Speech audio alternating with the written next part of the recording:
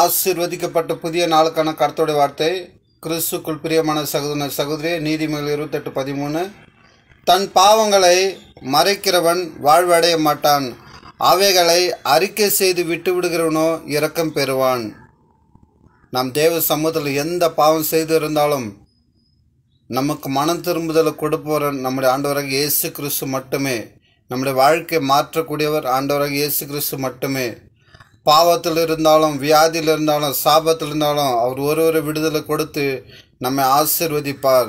நம்முடைய பாவங்களை தினந்தோறும் செய்கிற குற்றங்கள் குறைகள் யாவையும் எந்த மனுஷனிடத்து நாம் அறிக்கையிடாமல் முழங்கால் படிட்டு வானத்தையும் பூமி உண்டாக்கின சர்வ வல்லமில்ல தேவனை நோக்கி நாம் பாவத்தை அறிக்கையிடும்போது சிலுவின் இரத்தத்தால் நம்முடைய பாவத்தை கழுவி சுத்திகரித்து ஆசீர்வதிப்பார்.